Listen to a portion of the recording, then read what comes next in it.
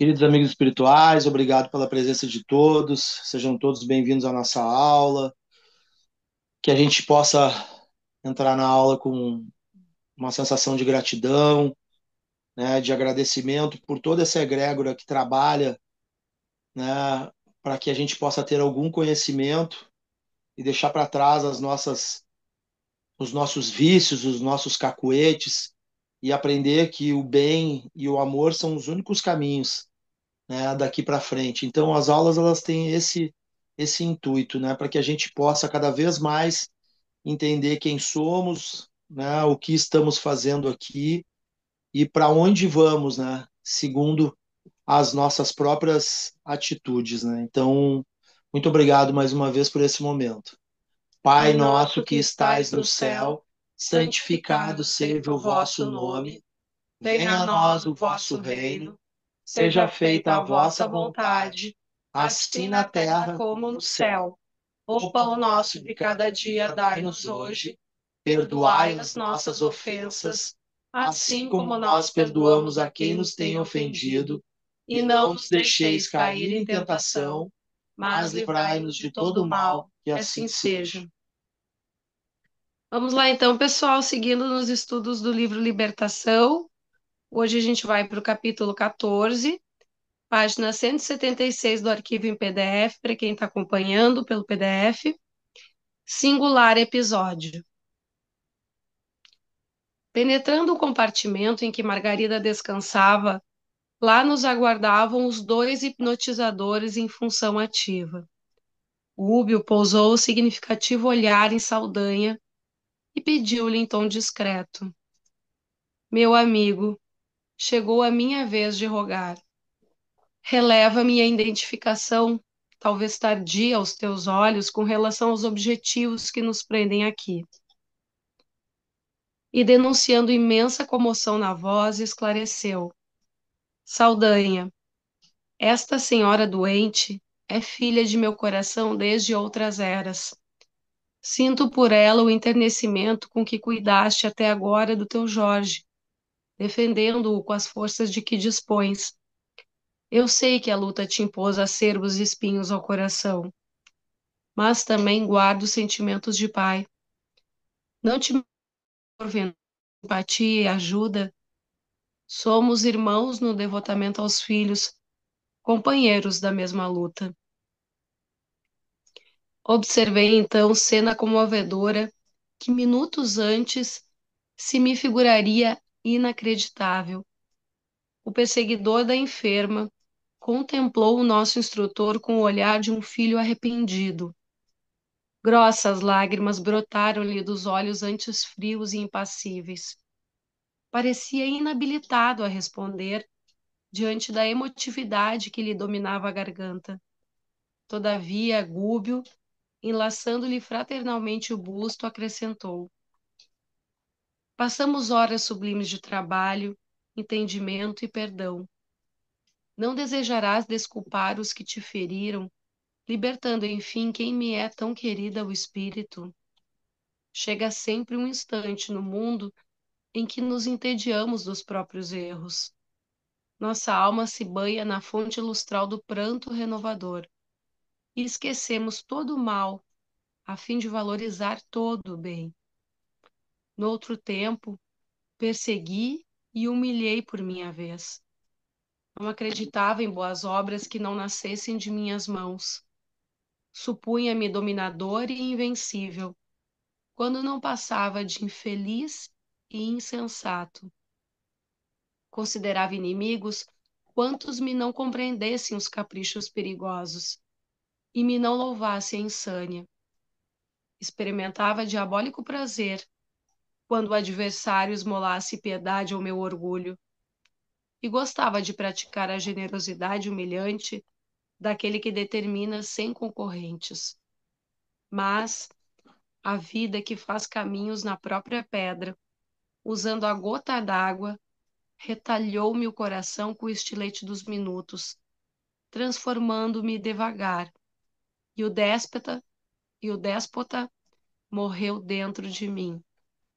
O título de irmão é hoje o único de que efetivamente me orgulho. Diz-me, Saldanha amigo, se o ódio está igualmente morto em teu espírito. Fala-me se devo contar com o abençoado concurso de tuas mãos. Eu e Eloy tínhamos lágrimas ardentes diante daquela doutrinação emocionante e inesperada. Saldanha enxugou os olhos, fixou-os humilde no interlocutor bondoso e asseverou, comovendo-nos: Ninguém me falou ainda como tu. Tuas palavras são consagradas por uma força divina que eu não conheço, porque chegam aos meus ouvidos quando já me encontro confundido pelos teus atos convincentes. Faze de mim o que desejares. Adotaste nessa noite por filhos de teu coração todos os parentes em cuja memória ainda vivo. Amparaste-me o filho demente, ajudaste-me a esposa alucinada, protegeste-me a nora infeliz, socorreste-me a neta indefesa e repreendeste os que me perturbavam sem motivo justo. Como não enlaçar agora as minhas mãos com as tuas, na salvação da pobre mulher que amas por filha? Ainda aquela própria me houvesse apunhalado 1000 vezes, teu pedido após o bem que me fizeste, redimi-la-ia ao meu olhar. E detendo a custo o pranto que lhe manava espontâneo, o ex-perseguidor acentuou com expressão respeitosa: Poderoso espírito e bom amigo, que me procuraste na condição do servo apagado para acordar-me as forças enrijecidas no gelo da vingança. Estou pronto a servir-te. Sou teu de agora em diante. Seremos de Jesus para sempre, corrigiu Gúbio sem afetação. E abraçando-o efusivamente, conduziu-o a pequeno aposento próximo, naturalmente para organizar plano de ação eficiente e rápido. Somente aí me lembrei de que nos achávamos na presença de ambos os hipnotizadores em função ativa, junto ao casal em repouso. Um deles se revelava inquieto e demonstrava-se francamente compreensivo. Notava que algo de extraordinário se passava, mas talvez compelido por votos de disciplina, não se animava a dirigir-nos palavra. O outro, todavia, não acusava qualquer emoção. Continuava alheio ao drama que vivíamos. Figurava-se um autômato em serviço, impressionando-me particularmente pela impassibilidade do olhar. Alguns minutos transcorreram pesados quando Gúbio e Saldanha retornaram à cena.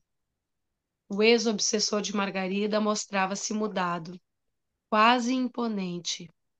Via-se-lhe no porte a renovação de rumo interior. Certo, estabelecera novo programa de luta em companhia do nosso dirigente, porque chamou o hipnotizador mais vivo à conversação particular. Próximos de mim, a palestra desdobrou-se clara. Leôncio, disse Saldanha entusiasmado, nosso projeto mudou e conto com a tua colaboração. Que houve? Indagou curiosamente o interpelado.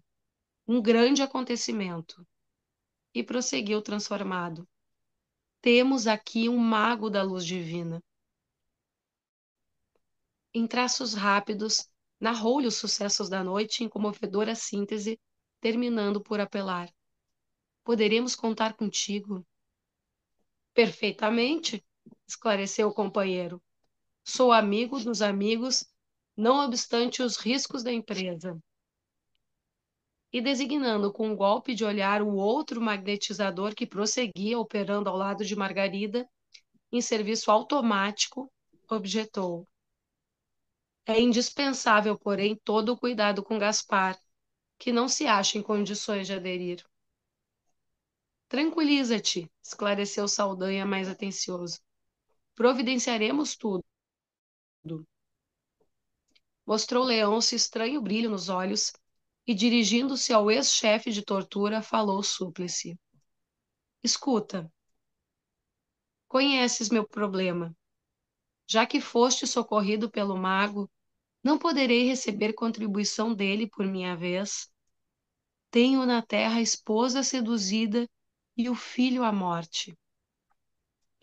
Imprimindo inovidável acento à voz, observou: Saldanha, não desconheces que sou criminoso, mas sou pai ainda. Se eu pudesse livrar o filhinho da revolta e da sepultura enquanto é tempo, considerar-me-ia sumamente feliz.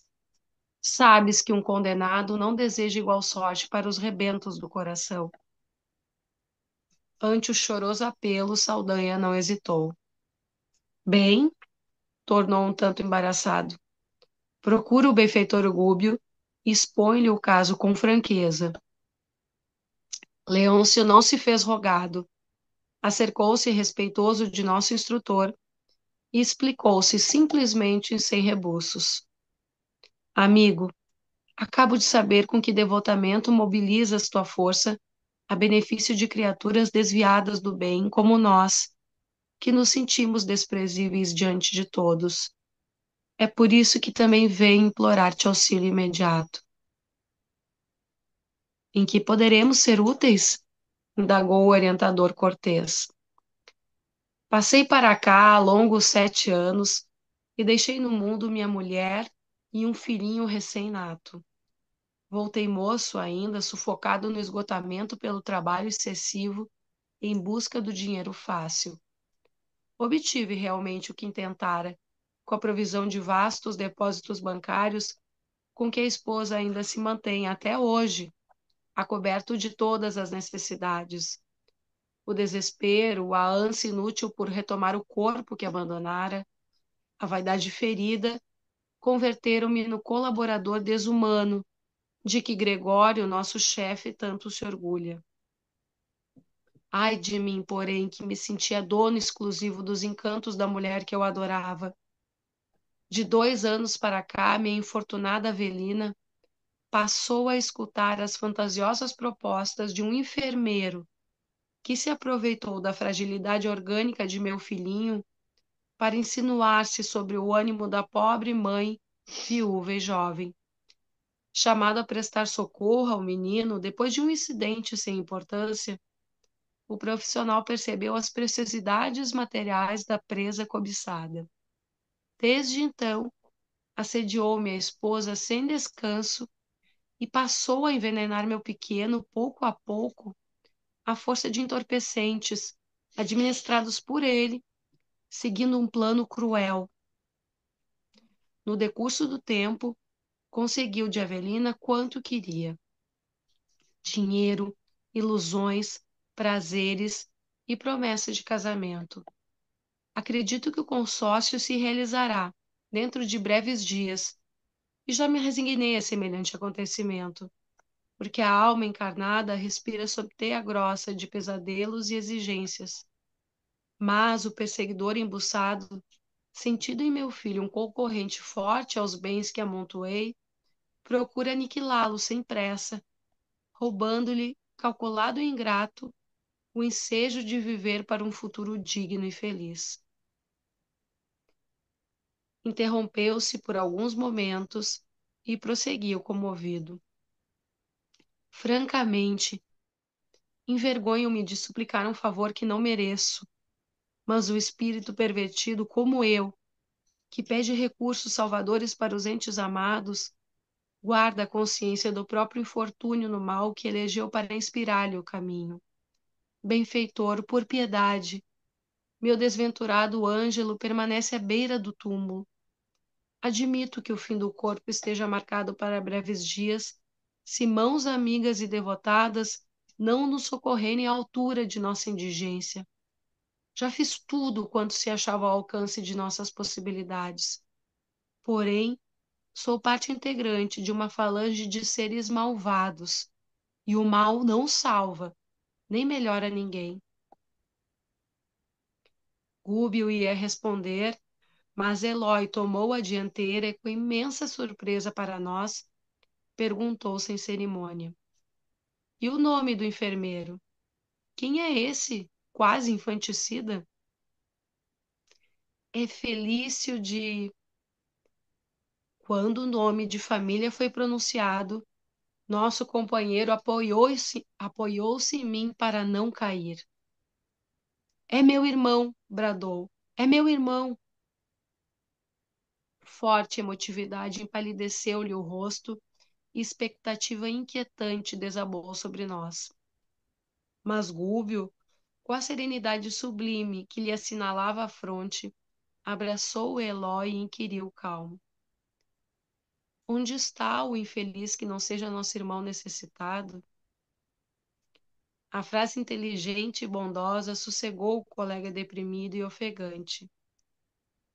Desejoso, talvez, de desfazer as nuvens que se adensavam naquele reduto doméstico e de o transformar em abençoado santuário, nosso instrutor convidou-nos a visitar o menino enfermo sem perda de tempo. Saldanha indicou a figura estranha de Gaspar, que parecia surdo e insensível ao que se passava, e lembrou: deixá-lo-emos sozinho por algumas horas. Aliás, precisamos pelo menos de um dia, a fim de fortificarmos a defensiva.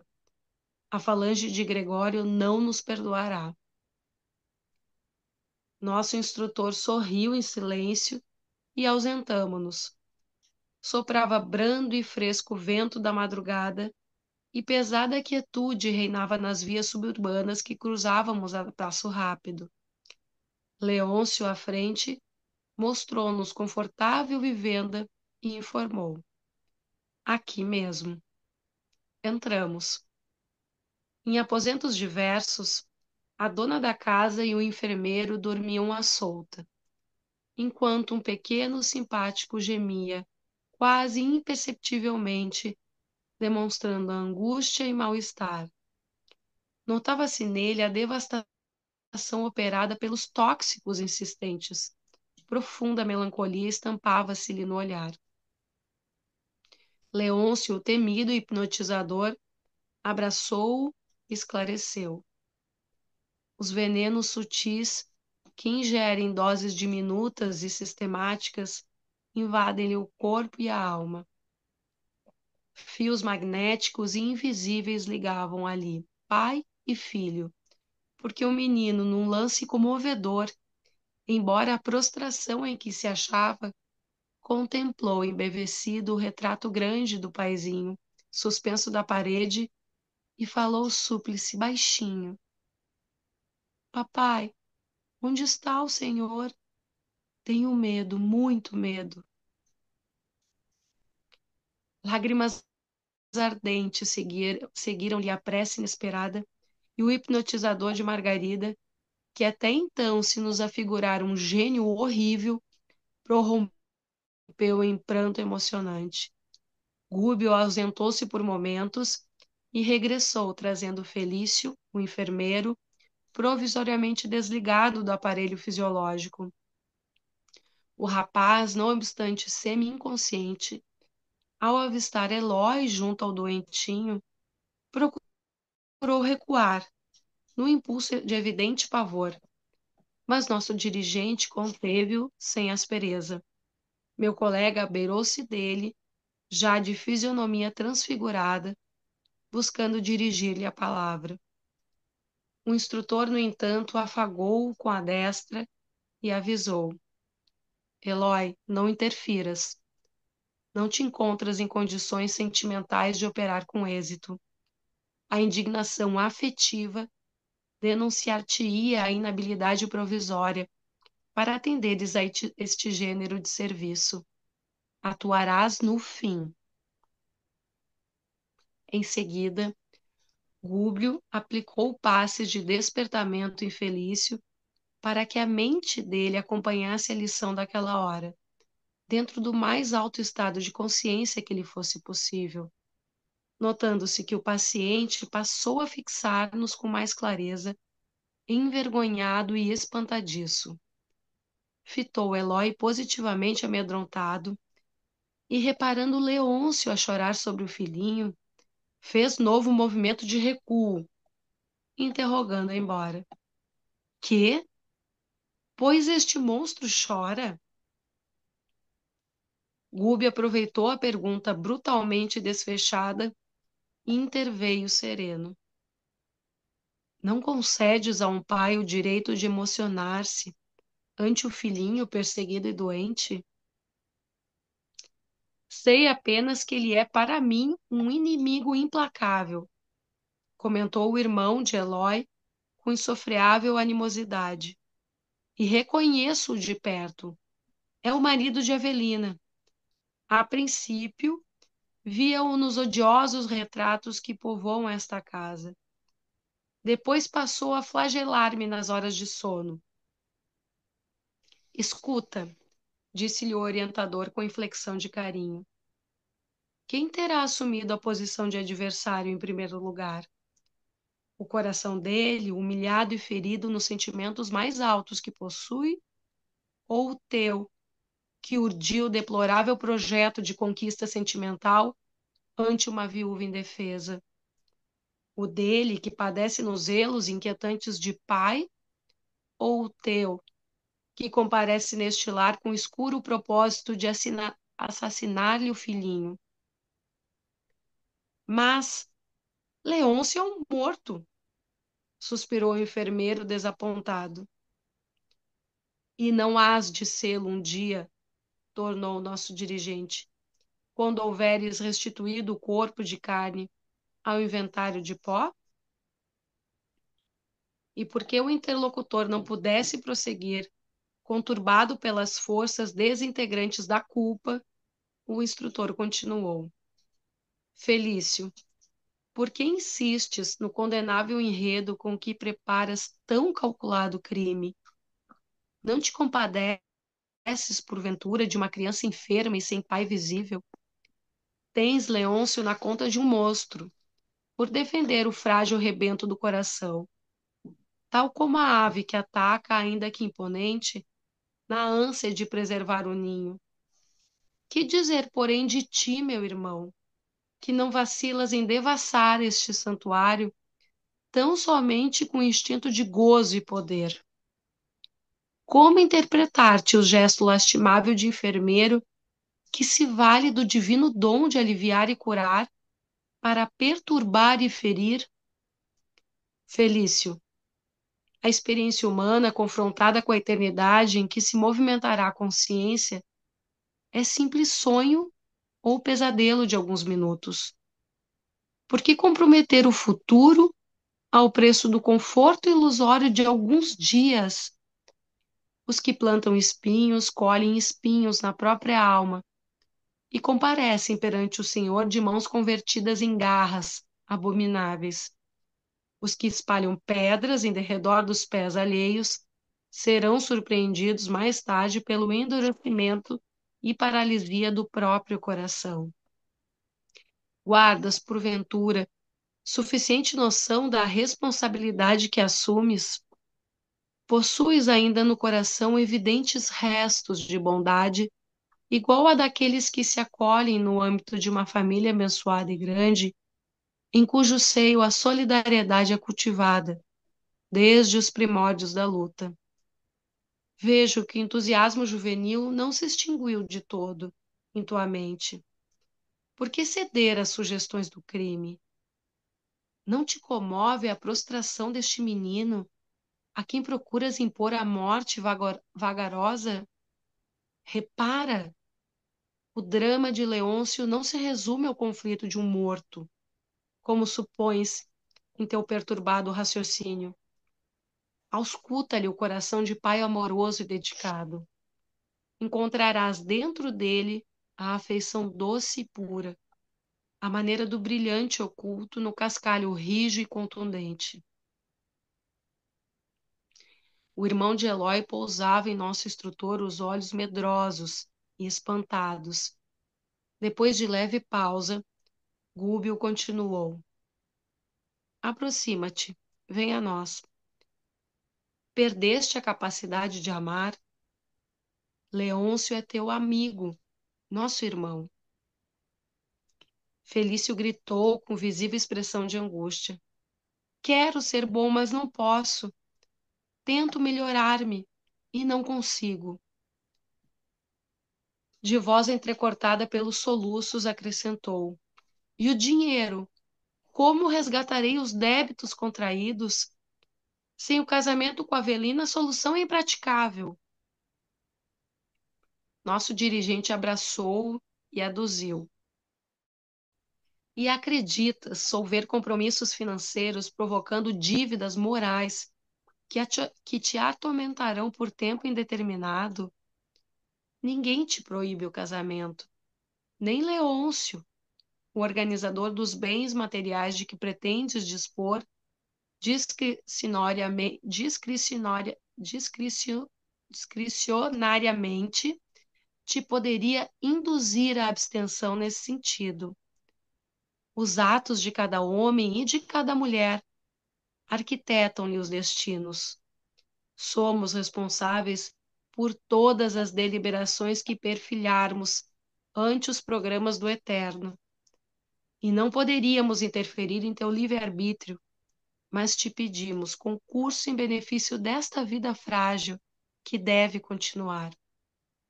Queres dinheiro, recursos que te façam respeitado ou temido pelos outros homens.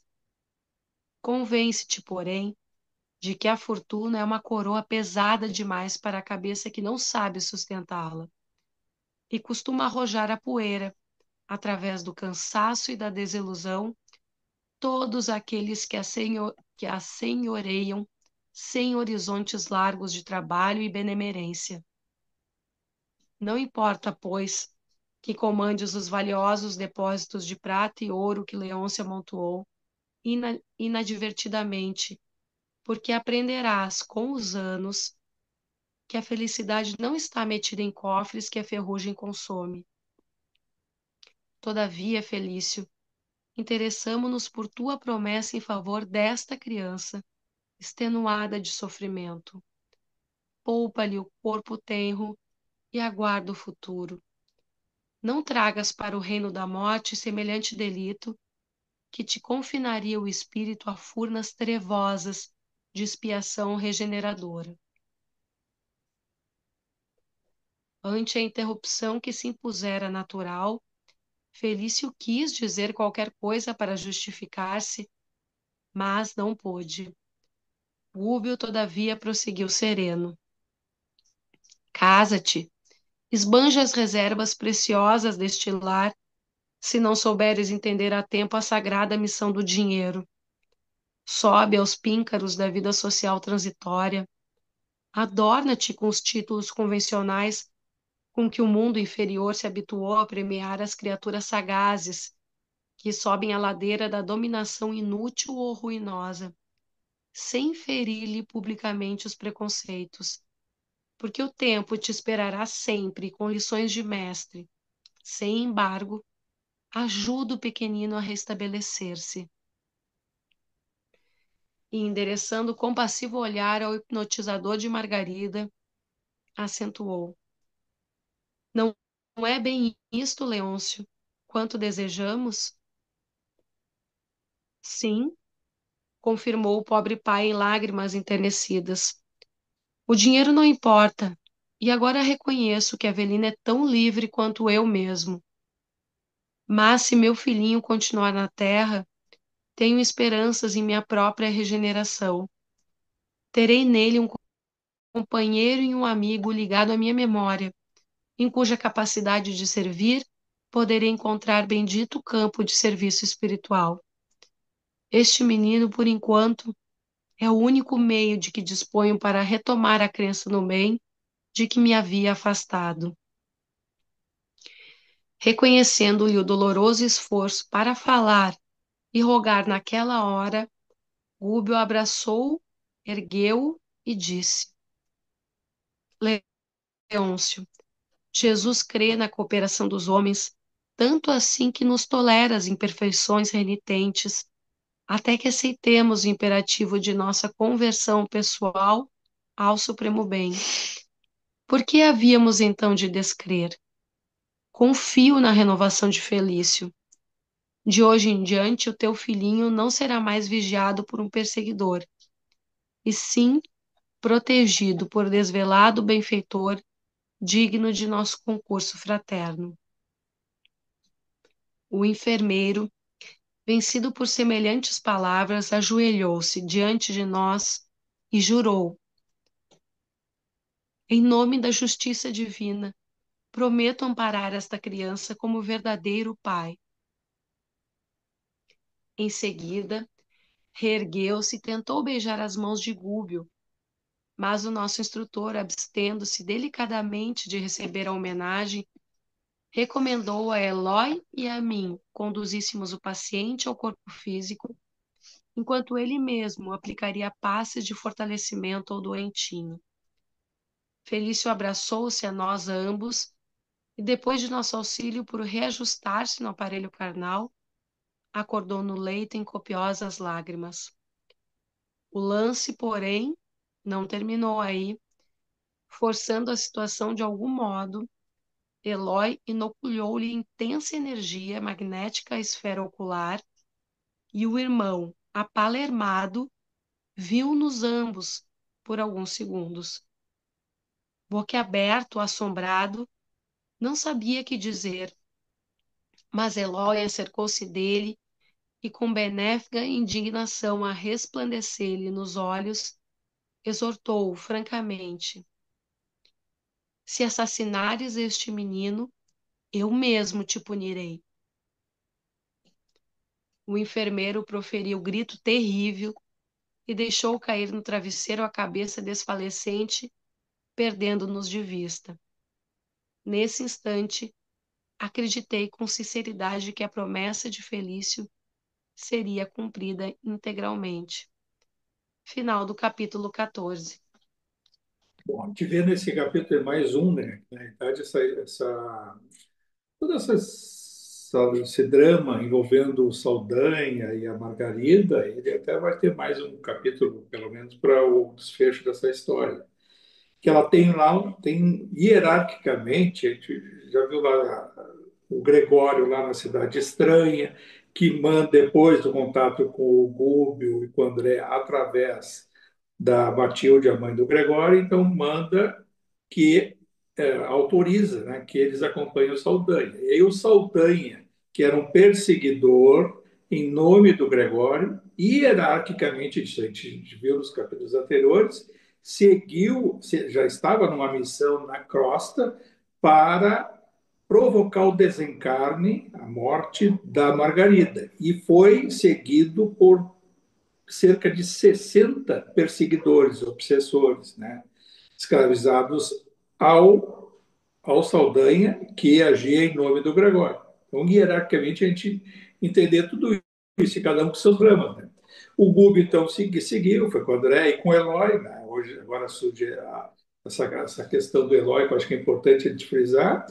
E deu aquele desenrolar tudo que a gente já viu nos capítulos anteriores, do Saldanha se libertando, depois do auxílio que fez o Gubi, para reaproximar o Jorge, libertar a mãe, libertar a esposa, a Irene, Iracema, e depois, até no capítulo anterior, que foram à casa do pai da Margarida, que na realidade era o mesmo casarão lá, no mesmo terreno, com o juiz que perseguiu o Jorge, que aí está o processo todo aquele de perdão, de auto-perdão, propiciado pela interferência do Google.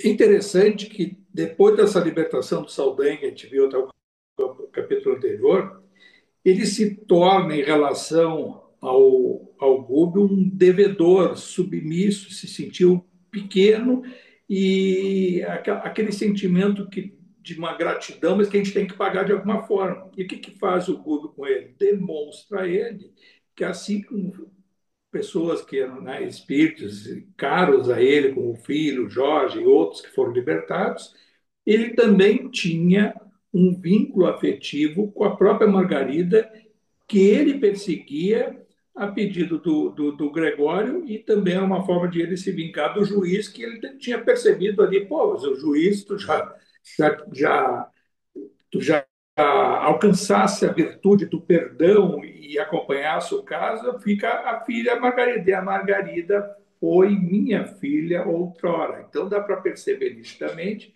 que foi naquela época do Gregório, ou seja, 700 anos, em torno de 700 anos antes desse episódio.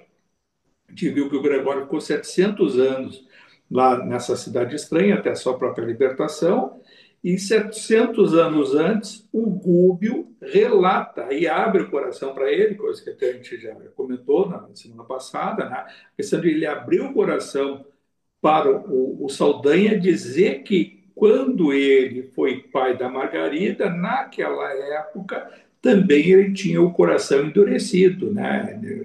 Com raiva, com ódio, com perseguição.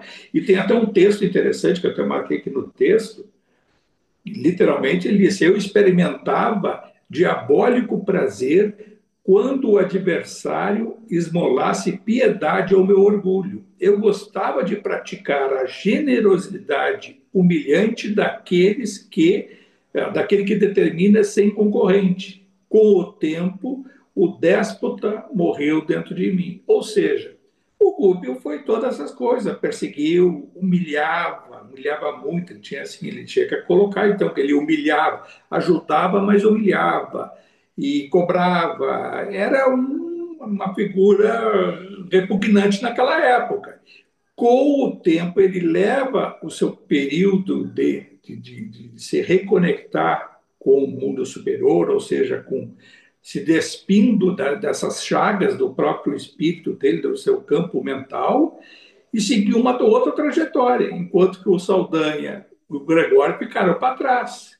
E veja assim, já vimos isso, que os 700 anos, do ponto de vista do mundo espiritual, é quase nada. Claro que se a gente olhar hoje, 700 para trás, 700 para frente, parece ser uma eternidade, uma coisa muito longa, mas, sob o ponto de vista da cristalização mental, em que o espírito fica adormecido em determinadas situações, ou seja, de vingança, ou de reviver uma situação pretérita e se cristalizar naquilo aí, não importa só de vingança, mas pessoas que ficam presas às vezes à própria situação material, aos seus bens, à própria riqueza, aos hábitos, né, de exploração, ao sentimento, muitas vezes, até de negação da vida como um todo, de distanciamento da divindade, do mundo espiritual superior, de negação de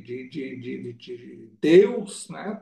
Porque até esses tempos eu li um espírito dizendo o que a treva mais é, que são aqueles, não adversários de Deus, mas aqueles que negam Deus porque nem conhecem Deus, não conhecem Jesus. São os adversários de Jesus sem ter conhecido a Jesus.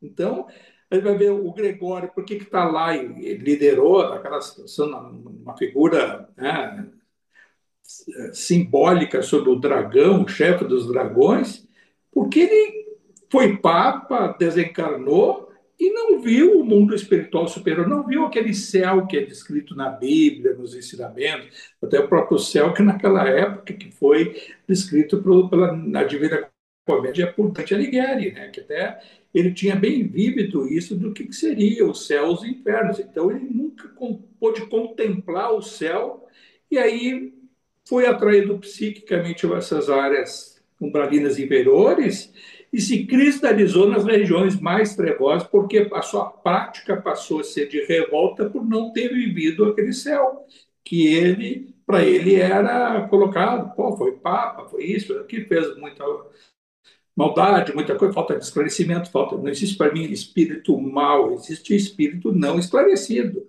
A gente erra por falta de esclarecimento. Pode termos, às vezes, as recaídas, mas é uma falta de contemplação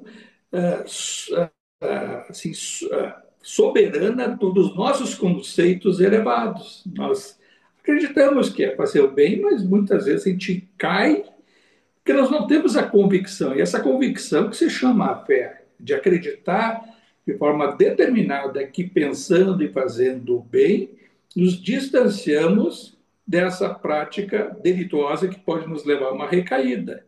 E é por isso que no Evangelho Jesus ensinou: quando, né, para não cair em tentação, orar e vigiar, eu elevar o pensamento, abrir a nossa mente e vigiar, ou seja, estou pensando, sei que eu tenho que pensar no bem, sei que eu tenho que praticar as coisas de acordo com o que é certo, fazer o que é certo, mas posso cair, orar e vigiar. Eu tenho que pensar que eu posso cair. Se eu pensar em tal coisa, em fazer tal coisa, vai ter uma consequência. Isso é o vigiar. E o fato de meditar sobre isso é orar, é você abrir a nossa mente, a nossa alma, né? O orar, vem do latim, orar é abrir-se ao transcendental.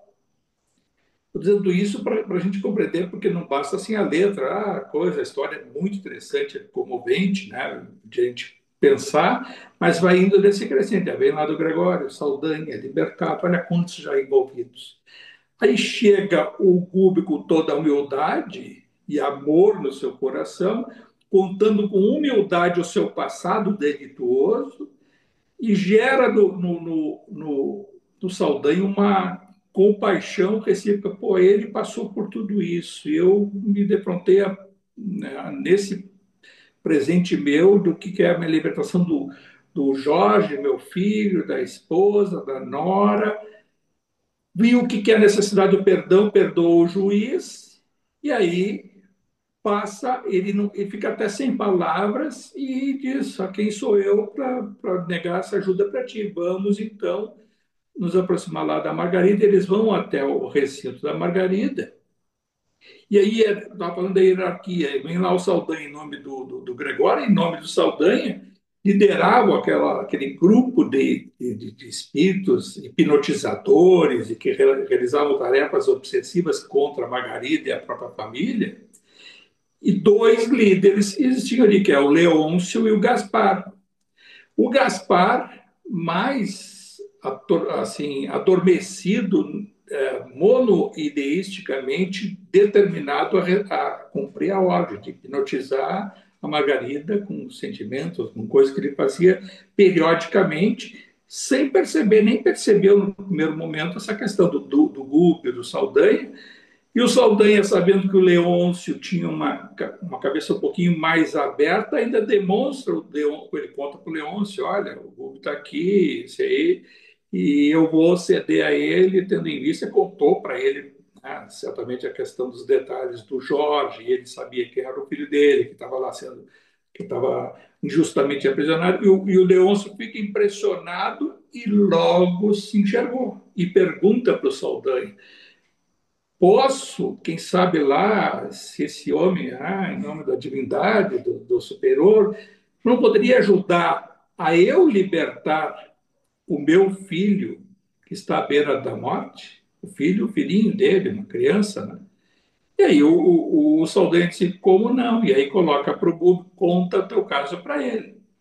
E aí muito interessante que aí esse Leôncio sai ali da companhia da Margarida, que estava o Gaspar, procura o Gube, que leva ele para um outro ambiente ali, e ele passa a contar o drama dele, que é um drama também né, que é tocante, patético, que ele pede que o Gube interceda por ele na crosta mesmo, a favor do filhinho dele, o filho dele que se chama Ângelo. Então ele conta que ele era casado com uma esposa dele que chamava Avelina, e ele havia desencarnado, ou seja, já estava no mundo espiritual há 7 anos. E deixou o filho dele, o anjo. E há 2 anos, olha só, em 7 anos ele no mundo espiritual. 2 anos atrás, o filho ficou doente, esse anjo ficou doente. Foi atendido, acolhido num hospital, numa unidade de saúde, e lá nesse hospital deu sequência, fica subentendido que deu a sequência desse atendimento, em que a mãe dele, a Avelina, deve ter contratado, pedido para que o enfermeiro, e esse enfermeiro chamado Felício, desse continuidade ao tratamento. E aí começa esse. Claro que aí esse enfermeiro já olhou para a Avelina, viúva, teve algum galanteio, alguma sedução por ali, e se aproximou da Avelina para cuidar do filho, o anjo, e deu sequência ao tratamento deles. Não, eu posso dar essa assistência para ti. Aí, provavelmente, começou a fazer as visitas em casa, dando para ele ou medicações, ou tratamento que foi feito. O que fez com o tempo desses 2 anos? Dá para entender que ele, com o tempo, se aproximou da Avelina, não foi assim de ela logo se entregar para ele, foi assim aquele assédio permanente, né, de sedução.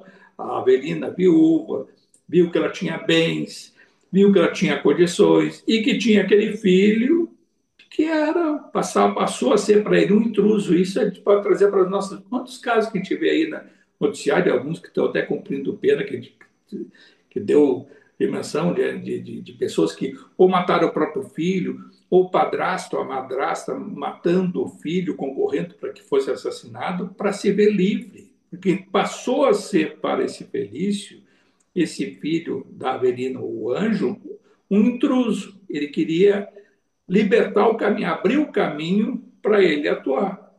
E com todo aquele assédio, e ele tratando o anjo, ele passou a dar entorpecentes, né, em doses lentas e homeopáticas, para que o guri começasse a ficar enfraquecido, aí permanentemente com entorpecente. A Avelina nem sabia o que ele dava, continua com a doença, está gravando, provavelmente aí com todo esse entorpecente, não se alimentava, o próprio enfermeiro não recomendava, vamos procurar o hospital, porque ele queria matar. E nesse meio tempo, o que acontece? O próprio pai da criança, o Leôncio, percebe toda essa situação, essa trama e esse intruso, né, que não seria, ele até não demonstra nenhuma revolta. Olha, eu sei que morri, sei que ela é atraente, tem condições. O problema maior é o que ele está fazendo com meu filho. E é isso que ele passa a aproveitar toda aquela situação, daquela trama, vem lá daquele ambiente trevoso lá dos dragões, do Gregório, o Saldanha, e segue aqui, segue ali, também pediu ajuda e ele mesmo passou a perseguir o Felício. No desdobramento do sono, fica bem claro ali que ele é este monstro que o Felício, quando vê ele espiritualmente naquele desdobramento, se atormenta tanto que fica com muito medo. Ou seja, é uma questão real que no mundo espiritual ele visualizava e que para ele era um tormento. Provavelmente todos não tinham noite tranquila, né? Então estava querendo matar o filho dele. Então, todo esse drama que o Leão se conta para o Gúbio, muito interessante, porque ele conta para o Gúbio ao lado do Eloy, que aí o Leôncio vai contando a história, e quando surge o Felício, pergunta Felício do quê? E o Felício, aí, claro, o Eloy, pô, Felício, eu tinha um irmão, e Felício. Diz o sobrenome dele, mas é o meu irmão. Olha só o Eloy, que está lá no mundo espiritual, nessa fase toda, com o André Luiz, que tinha uma outra trajetória, né, que também estava lá na sua batalha. O André Luiz, nós estamos aí, em 1949.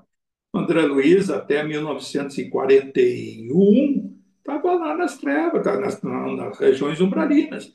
O Eloy, não sei onde é que estava, mas também estava num processo de aprendizado, junto com o André. E ele visualiza essa situação, identifica o próprio irmão que era o futuro, quer dizer, o homicídio, o infanticídio que ia cometer contra o filho do Leôncio. Você pode pensar, mas que coisa intrincada, coisa. Não é o acaso, nada é o acaso, nada é uma presença discreta, né, que diz de Deus, do universo, que está implicitamente programada para ocorrer com o objetivo de despertar consciência.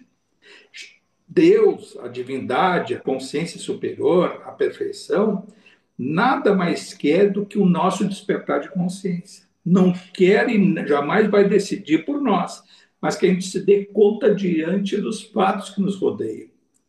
E nada mais é do que essa situação.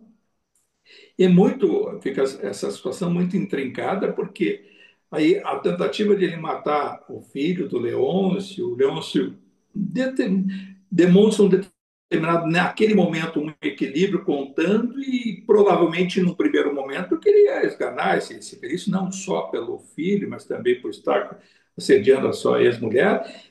E ele passa a abrir mão, olha, eu sei que as coisas materiais e coisas, se ele quer casar e casa, eu até não me importo tanto, mas bom, tenta salvar meu filho, eu quero salvar meu filho. E esse é o clamor dele para o Gúbio.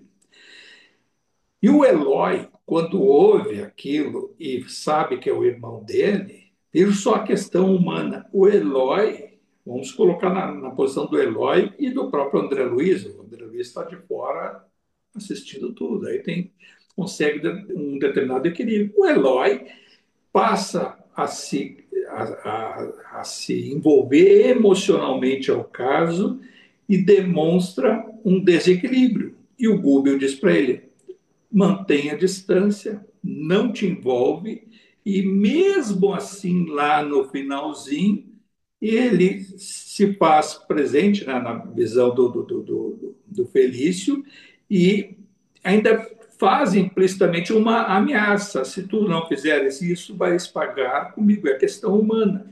Isso vale para nós, porque às vezes a gente está nessa assim, de, estou melhor, eu sou mais equilibrado, saiu lá do centro espírita, foi não sei onde, pega aí outros que sejam da igreja, vai na missa, estou bem comigo mesmo, até que apareça uma situação humana em que o nosso comportamento pode facilmente se desajustar.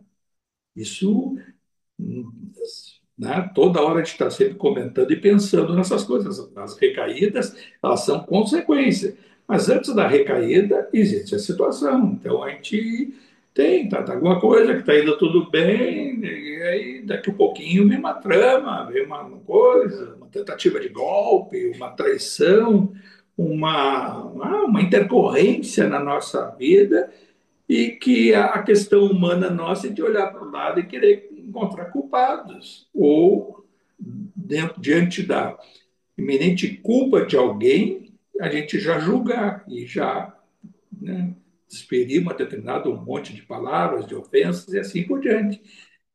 Isso serve para nós porque a gente está vendo ali, o Eloy, quantas vezes desde o início estava o Eloy com o André, tudo muito bem, até que pegou no céu. Então, a sua situação, que se ele se envergonhou de seu próprio irmão dele, o verdugo do lar do Leôncio com a ex-esposa, a viúva, que também não tem nada de, assim, de mais sobre esse aspecto, mas o intuito dele era seduzir, podia até se dar bem no relacionamento, então não era tanto esse problema, mas que passar bem. Ele coloca as questões, e aí o que eu vou fazer com minhas dívidas? E o que eu vou fazer com tudo que eu projetei? Não, e aí o Google ainda faz uma série, relevou uma série de coisas, não, pode até usufruir disso, um dia vai te dar conta que não é tão importante essas questões materiais, não é assim, o brilho do ouro que vai te trazer o benefício, né, espiritual de tu se sentir melhor, dá uma série assim, de explicações altruísticas, né, elevadas, que fazem com que o Felício acabe se dando conta. E é interessante que aí o Leôncio, quando é visto pelo Felício, até ele diz, esse Leôncio que está aqui, ele tenta inverter a coisa e dizer que o perseguidor é o Leôncio contra ele. E o Gubi diz para ele, não, aqui a vítima é o Leôncio, é o Ângelo, filho. E tu és o autor, não, o perseguidor é tu. Né? Então ele estava assim achando que o perseguidor era aquele que aparecia em sonho para ele praticamente todos os dias, atormentando e gerando para ele um pesadelo. E isso fica assim, né? Essa história é muito bonita, embora assim, né? Toca muito, se vê a coisa muito intrincada e a gente vê o desfecho mais uma vez, o que libertou o bom sentimento, o amor, né? o, a elevação, a atitude fraterna, o querer resolver o problema que foi o o vínculo do mundo espiritual superior em relação a toda essa trama foi o Gúbio. E o próprio desdobramento que houve do Felício, o Felício estava dormindo e foi levado à presença tanto do anjo, do diálogo que ele tem com o Gúbio, vê o Eloi, e aí tudo isso que eu estou aqui expondo, num longo diálogo, o Gúbio fala para ele uma série de situações, inclusive esses comparativos, dizer que a vítima aí não era ele, e sim os outros envolvidos, e aí, lá na saidinha, quando ele vai voltar ao corpo, uma coisa que, pelo menos para mim, já me aconteceu muito, sabe aqueles sonhos que são vívidos, que a gente, e aí parece que o finalzinho do sonho tem uma imagem, tem uma coisa, às vezes é uma palavra, uma frase, que faz com que, quando a gente acorde, ou durante a manhã em geral, se dê conta de toda a mensagem. Claro que aí quem não está com o intuito de conexão, sei lá, ou até de aproveitar melhor o nosso desdobramento, a gente vê o que o Google se fez visível para o Felício e o próprio Eloy. Deu para ele o que? Energias no globo ocular, para que realmente ele, quando estivesse voltando para o corpo em instantes, foram pequenos segundos, de visualizar o Eloi. Então, ele viu o Eloi e conectou aquela imagem que ele viu, ele conectou com toda a mensagem que tinha sido passada durante o sono, o desdobramento. E aí aquilo ali foi o gatilho para que no outro dia ele se desse conta e aquele sentimento que eu tive é real e eu vi e foi um alerta. E o próprio Eloy acaba dizendo aquela coisa, a situação humana dele, de cobrar dele, se ele, ai de que ele não fizesse o que estava se comprometendo. Muitíssimo, olha, interessante, aí a gente teve mais um capítulo e agora, então, tá essa do Leôncio, com seu filho, ex-esposa e tudo mais. Olha o livro Libertação, quantas amarras foram, né, esse novelo que foi se desdobrando, desdobrando e tirando o nó de certas situações que estavam durante longos anos e gerando, provavelmente, a manutenção daquela situação persecutória, de falta de perdão e de consciência, quantas coisas que podiam ficar dezenas e dezenas de anos em encarnações, né, e mundo espiritual, quantas coisas não ocorrem, às vezes até por falta, e até, claro, tudo isso aí no mundo espiritual tem a questão do mérito, né, o momento de cada um, e a possibilidade, vai dizer assim, se libertou, feliz? Não, até aquele momento sim, vai perceber tudo isso. Mas pode ele, quem sabe, depois, 5 anos depois, aí o guri ficou adolescente, começou a ter atrito com o filho, pode ter a recaída, pode ter aquela sombra de passado, baixou a vibração, tudo. Neste momento é essa fotografia que ele teria pelo André. Então, não significa assim, a libertação se deu para todo o ser. Não é assim. É que nós nos libertamos de várias coisas e a recaída ela é possível, desde que a gente não vigie, desde que a gente não, né, perceba de forma aberta todos esses conceitos. E isso a gente para pensar. Eu estava esse dia pensando, essa semana, desse desdobramento nosso e esses duplos. A gente fala tanto dos duplos, que aí ficou aquela coisa, o duplo superior, duplo inferior. Na realidade, né, eu queria assim, meio para entender, parece o andar de cima, o andar de baixo, e tem que. Tudo é uma questão de percepção. E aí, muitas das coisas que a gente lê, estuda aqui, é claro que um dia me veio até aquela coisa, mas que esse duplo inferior e duplo superior? É como tudo que a gente sabe, esse nosso hoje, que agora é mental, tudo é fruto do nosso campo mental. Nós achamos que é matéria para nós coagulada, que nos dá esse comprimento de onda que a gente chama de matéria, que é tudo que ocupa o local no espaço.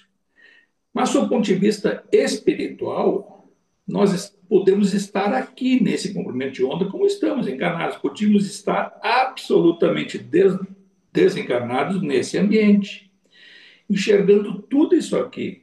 Nós estamos enxergando tudo isso aqui neste comprimento de onda, que também é um campo mental, como é para nós o campo físico.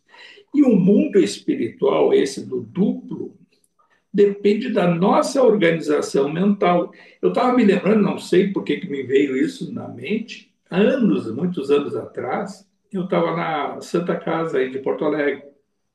Em geral, o campo mental, quanto mais antigo, mais tempo tem uma determinada localidade, que mais psiquicamente foi ela espíritos frequentaram e tem uma mente que alimentaram aquele campo mental, mais forte é. Esses são os duplos que se formam. Não necessariamente todas as coisas aqui elas têm um duplo formado no campo mental. Por quê? Porque não houve essa emissão mental que é própria da individualidade humana, dos espíritos. Né? Porque é o nosso campo racional, inconscientemente nós criamos um campo mental. Eu estava na Santa Casa e eu me lembro que eu ia algumas vezes lá e a gente visitava, né? Nesse caso foi num paciente, que até me encanou depois, né? Um compadre meu, e ele estava lá, e aí eu fui, eu não me lembro se foi antes ou depois, estava aguardando o horário das visitas, e eu fiquei naquela praça ali no meio da Santa Casa. Muito interessante isso. E aquela, eu achei ela bonita, aquela praça dentro, mas estava até meio que de obra, alguma parte dela tinha sido já recuperada.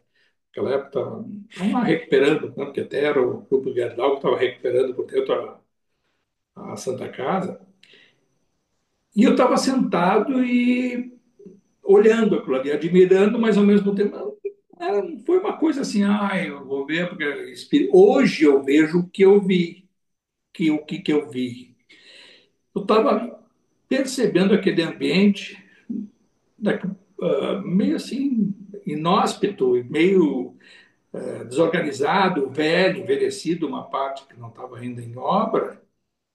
E daqui a pouquinho eu estava olhando e pensando, não estava orando, não estava pensando, estava bem comigo mesmo, e olhando, e daqui a pouquinho eu olhei aquela imagem toda e ela parecia estar toda muito bonita, né? E as árvores que tem ali no meio, aquela praça, tudo, vendo pessoas passando, me deu assim por alguns instantes uma visão psíquica de perfeição daquele ambiente. Essa semana eu estava pensando nesses duplos e aí me dei conta que na realidade existem todos os duplos principalmente desses locais, um local centenário, mais de 100 anos, frequentado, e né, um ambiente, foi projetado mentalmente, arquitetonicamente, muito bonito e tudo. Existe o duplo daquele, como milhares de locais do mundo espiritual, mais perfeito e mais desorganizado, mas que se confunde com aquele ambiente, porque é um campo mental. A visão psíquica vai ser correspondente à vibração ao qual os espíritos estejam inseridos. É lógico que os espíritos, né, mais elevados conseguem perambular por diversas faixas vibratórias, isso é lógico, né? Mas aqueles que estão desorganizados psiquicamente não conseguem perceber e interagir nos ambientes mais organizados. Ô Talvez Francisco, ô seja mais Francisco, compreender, mas eu me lembrei disso e me dá uma necessidade de hoje comentar isso, que a gente melhora, aperfeiçoar aquilo que a gente já tem estudado sobre os duplos. Alguém queria falar? eu, como a gente sabe, né, como a lei, né, universal, essa lei, ela parece, né, pelo menos assim, na minha compreensão, né, completamente limitada ainda, que ela é imutável, né?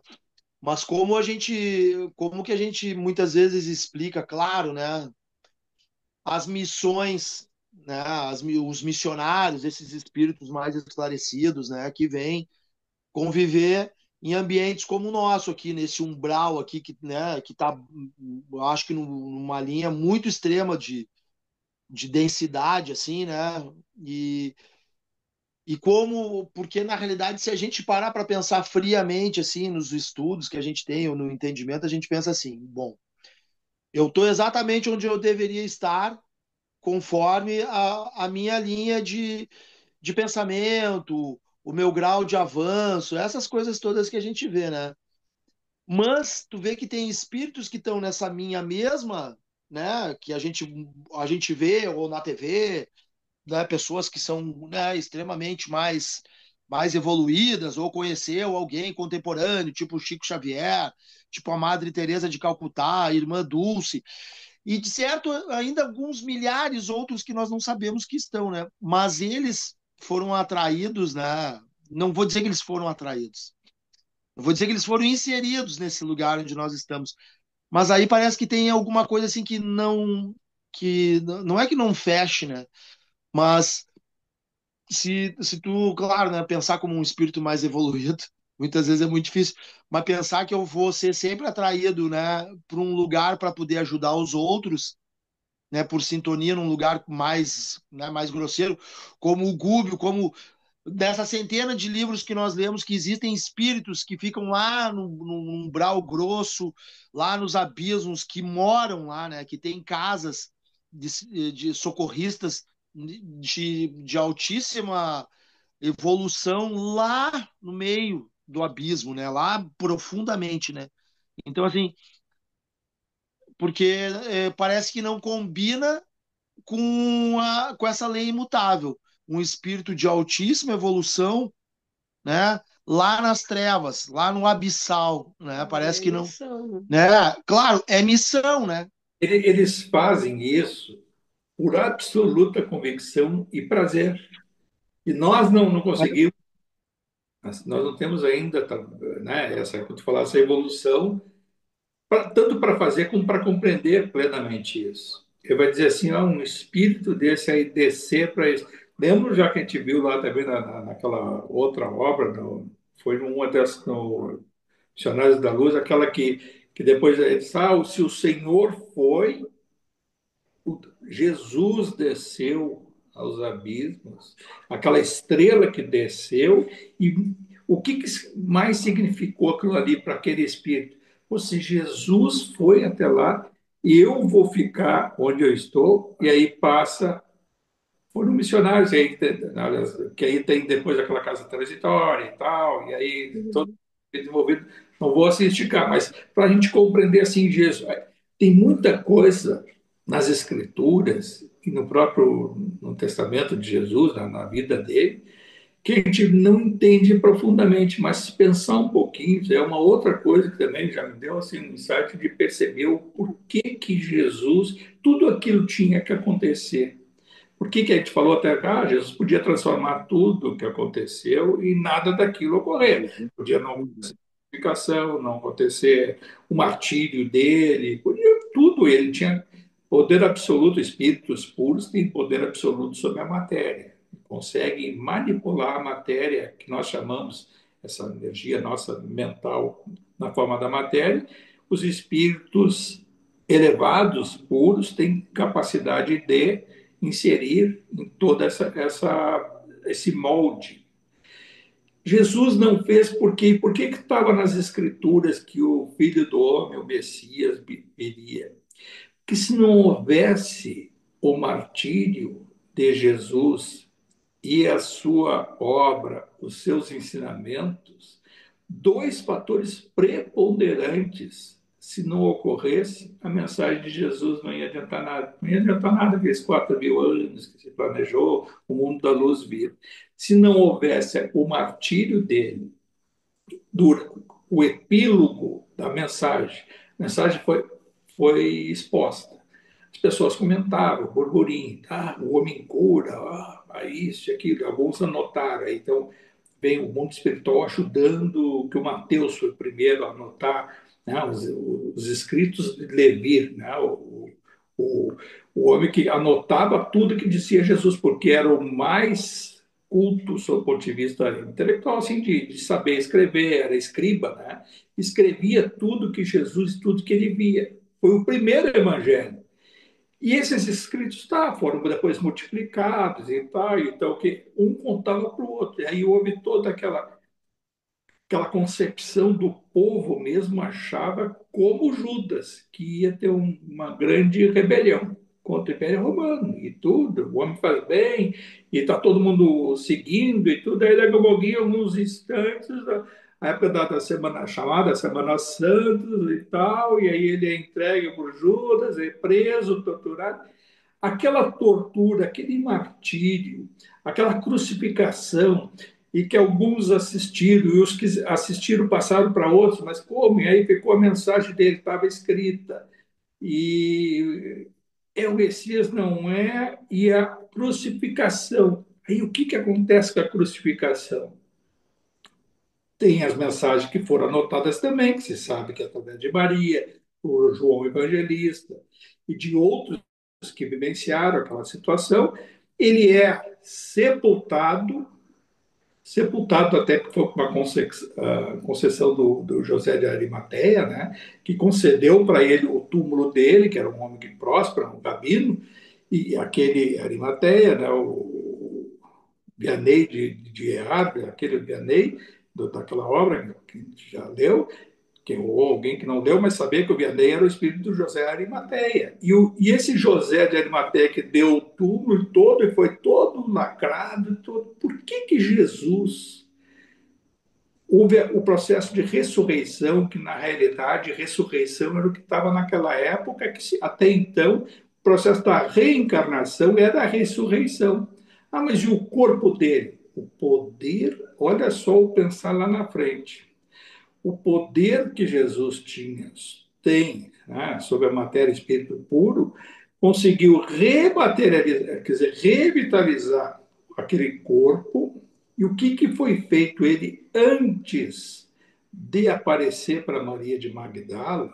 Isso espíritos contam, né? Eles colocam assim, a hipótese provável, quando, Espírito Superior dizendo hipótese provável, de que Jesus revitalizou seu corpo físico, né, ali da sepultura. Houve o rompimento daquela abertura do túmulo dele, né, que tinha uma grande pedra lacrando, e dali se transportou para um local qualquer, provavelmente no meio de uma mata, numa selva, onde fosse, que jamais ia ser achado o seu corpo físico, e ali esse corpo se entrou em processo de putrefação e tudo aí seguindo as próprias leis da nossa natureza. Não existe aquela ressurreição de corpo e alma. E ali Jesus, deixando aquele corpo em espírito, em ectoplasma, aproveitando já no primeiro momento, foi quando aparece Maria de Magdala, respeitando também as leis sob o ponto de vista nosso, aqui que a gente conhece, materialização do mundo espiritual. O ectoplasma, o fluido vital na Maria de Magdala, deu condições para que ele se materializasse. E dali ele iria lá embaixo, que ele teve nesse processo todo, foi libertar Judas. E aí Maria tem o afã de querer, quando ele se materializa para ela, aproveitando todo aquele fluido vital. E ele trouxe fluido vital ectoplasmático lá dessas regiões inferiores e aproveita o fluido vital da Maria de Magdala, e ela tem a impressão de querer dar um abraço nele. Não, Maria, ainda não fui ao Pai, quer dizer, não subiu espiritualmente para se perder aquele fluido vital deletério, né, denso que ele estava trazendo lá de baixo. E aí aquele Maria corre para contar para, e aí vai dar todo aquele diálogo, aí o Tomé só vendo para crer, e ele aparece. Todas essas coisas aconteceram em algumas horas, né, em instantes, mas esse processo eu vi assim de por que Jesus não deixou o corpo lá? Porque esse corpo, em algum momento, se ele aparecesse, né, com materializado espiritualmente, como ele apareceu e deu mensagens e falou, e ficou durante longos dias ali, aparecendo aqui e ali, para vários, iam querer abrir seu túmulo, iam querer pegar o seu corpo físico, iam querer, daqui a pouquinho, aí diz os espíritos, daqui a pouquinho um vai ter, eu tenho um dedo de Jesus, eu tenho o crânio ficou comigo, a perna comigo, e esse corpo físico tinha que ser putrefado em um ambiente distante de qualquer interferência humana. Isso é a coisa mais lógica que eu vi sob o ponto de vista da ressurreição de Jesus, que na realidade é a materialização do seu espírito. E o que se fala de ressurreição, quando lá tem aquele diálogo com Nicodemos, como é que eu vou nascer de novo na minha mãe se o meu corpo, com todo esse meu tamanho? Ele não entendia o processo da ressurreição que ele fala, mas na realidade era reencarnação, terá que nascer e morrer diversas vezes para chegar ao céu.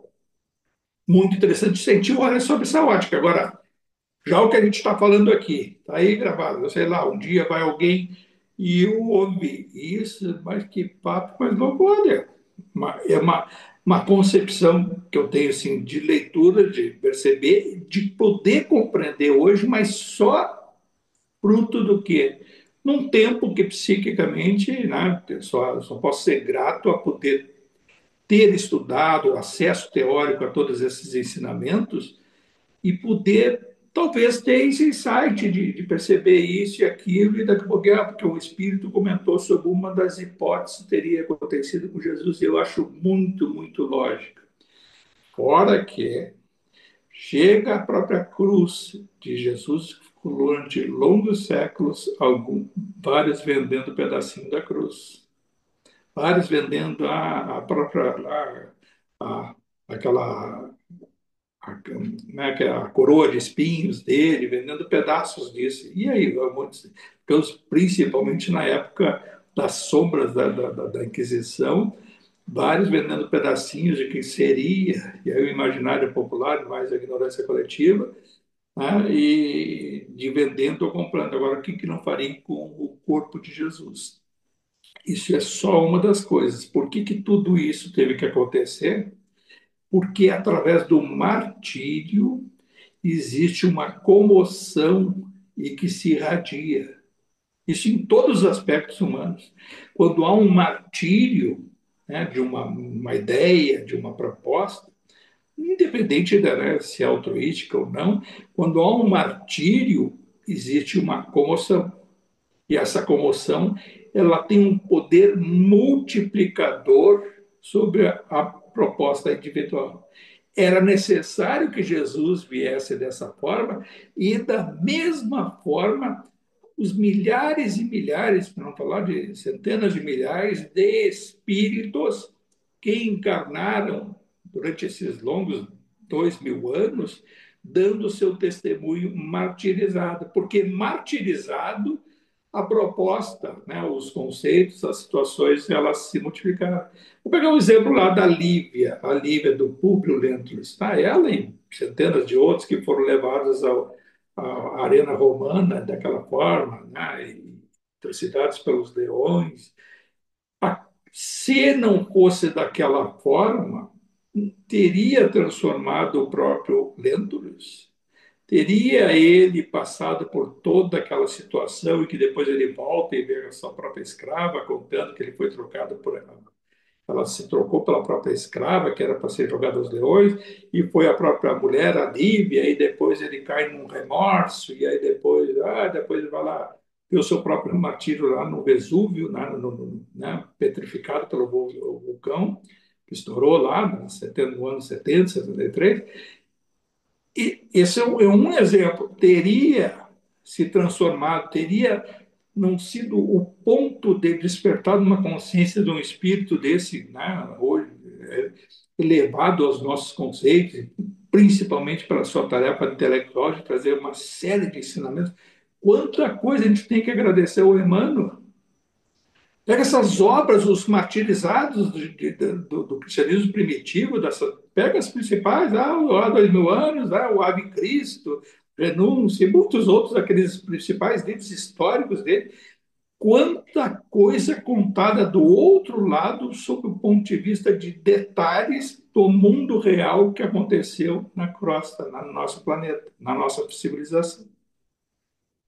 Porque aí vai, uma minoria, nós somos privilegiados, tem que agradecer muito de ter tido né, essa compreensão, esse acesso a informações que muitos ainda não tiveram, e não é que não adianta ter o acesso, não ter percepção. Agora, o que permite ao mundo superior, né, os enviados de Jesus, que a gente pense nessas coisas e mentalize o quanto de aproveitamento individual cada um de nós pode ter à luz desses conhecimentos, desses assuntos mesmo que teóricos, de ler, perceber e se dar conta um pouquinho. Nós não temos ainda a compreensão de tudo que a gente percebe, vê, estuda e que aconteceu, mas é uma grande alavanca para nosso crescimento espiritual. Nos incentiva muito mais daquele que ainda está adormecido e não tem nem a condição de perceber. Quantas pessoas que não podemos nem falar de evangelho na sua concepção, a não ser daquela forma decorada, daquela coisa do medo, culpa, né? Culpa.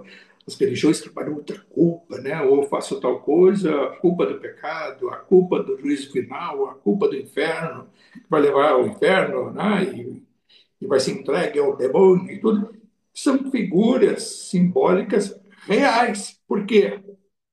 Porque nosso espírito, a nossa individualidade, ela conhece mais esse lado lá de baixo do que nem sabe o que é o de cima. Só sabemos que existe, né? Que é uma coisa boa, que todos que tiveram algum insight, alguma coisa de percepção, levam a um êxtase. Não, a gente cai como um Gregório. Oh, que era para enxergar lá o céu. Quantos não desencarnam? E quantas vezes nós já desencarnamos achando que ia ter o céu e o inferno, e na realidade o sentimento é infernal. Esse despertar estimula, é alvissareiro para o nosso futuro de saber existe nós vamos galgar esse caminho de busca, né, de percepção e de despertar de consciência para alcançar essa virtude de compartilhar com o mundo espiritual superior. A pessoa passou de novo, né? Semana que vem, então, a gente retoma, e acho que aí vai ter o epílogo desse da libertação da Margarida. Muito, muito interessante que a gente pense nessas coisas. E por todas essas coisas, agradecer, não adianta, né? A nossa palavra maior aqui é gratidão. Gratidão por percepção, gratidão por acesso, gratidão por tudo que a gente já teve minutos, momentos, né, de percepção através do contato teórico com obras, gratidão aos espíritos superiores, a todos esses médios, a todos os espíritos que se comunicaram através desses médios e que nós tivemos um contato mínimo, mas esse mínimo nos empolga para o futuro, né, de saber que esse é o caminho, é buscar instrumentalizar o nosso espírito, né, através de conceitos teóricos, com a análise prática, né, dia a dia, de compreensão, de pensar no que leu, no que estudou, no que ouviu, em relação a situações até pretéritas nossas, que a gente se dá conta, oh, tal coisa aconteceu, hoje entendo isso, aquilo. Ou às vezes a gente está estudando um livro e se dá conta de uma outra coisa que já estudou teoricamente, mas quando o Messias nem compreendeu muito e nem percebeu que não compreendeu, mas que aquilo ali desperta um gatilho para a gente abrir horizontes. Por isso e por todas essas coisas, a nossa gratidão a Jesus. Pai nosso que está no céu, santificado seja o vosso nome. Venha a nós o vosso reino e seja feita a vossa vontade, assim na terra como no céu. O pão nosso de cada dia que nos dai hoje. Perdoai as nossas ofensas, assim como nós perdoamos a quem nos tem ofendido. E não nos deixeis cair em tentação, e livrai de todo o mal, Senhor. Que assim seja.